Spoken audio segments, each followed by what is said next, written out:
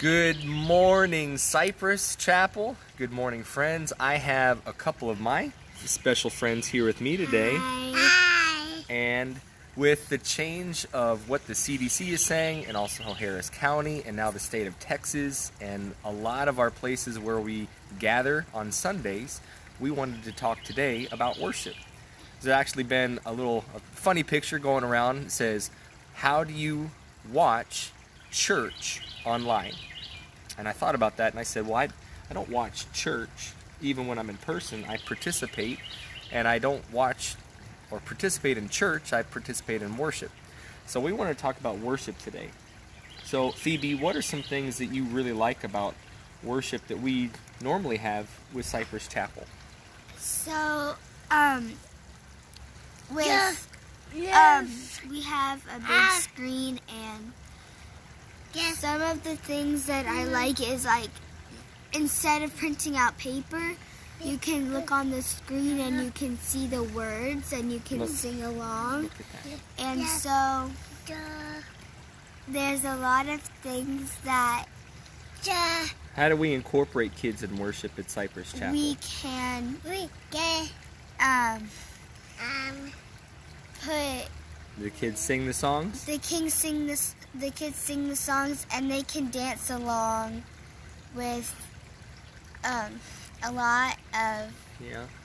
And what do kids help lead in worship? They can lead the Lord's Prayer, Yeah. and after worship, maybe there's a kids DNA to go along with what we're talking about. Yeah.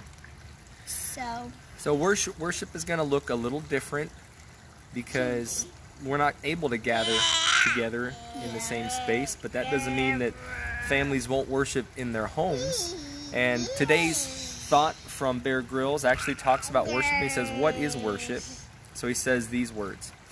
In some churches, a lot of time is spent doing something called worship. At some point, the band will start playing and people will stand up, sing a few songs, raise their arms, and then I'll sit down. I used to find it all a bit weird. Although throughout the Bible, there are often a lot of raising of arms, and it is a strong physical expression of devotion. Singing love and gratitude to God, I like that. Don't get me wrong, I love the singing sometimes, and there are some amazing songs and writers out there, but is that all worship is? One scholar writes, worship is about what I say with my tongue. It's about what I watch, what I think, where I go with my feet. Worship can involve singing, but it can't just be about singing. It's got to be about something more. Worship is honoring God, and we do that in how we live. Every kind deed we do, every act of mercy, every moment of humility, selflessness, and generosity makes God smile. That's worship. That's why Paul encourages us to pay attention to how we're living, to our relationships, and his advice is brilliantly practical. Paul writes in Romans chapter 12, share with the Lord's people who are in need. Practice hospitality. Bless those who persecute you. Bless and do not curse. Rejoice with those who rejoice. Mourn with those who mourn. Live in harmony with one another. And I just add that when we worship, God is also giving us his gifts. He's responding to the needs of his people. He sees that we need to be loved and forgiven and cared for. And that's the great aspect of worship. And so if you're sitting at home in your pajamas, if you're in a car and you have your phone on and you can watch isolated, not driving though, don't do that while you're driving. But we're going to be worshiping a little bit differently over the next few weeks, and we'll see how long this lasts. And we give God all the glory. Because guess what? In all these times that we're worshiping together, we're going to be in lots of different places, and God is going to be with us.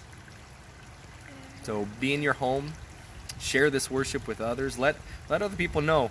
When Cypress Chapel gathers on Sunday mornings at 9:30, you can make a watch party. You can do that really easily through Facebook, and you can have little kids like this singing with you at home. Not happy birthday. What's the other song you like to sing? Baby Jesus is born. Yeah, we're going to talk about God's gifts to us over the next few weeks, his gift through the Lord's Supper, And so we hope you can gather with us on Sundays. We say bye-bye. Bye.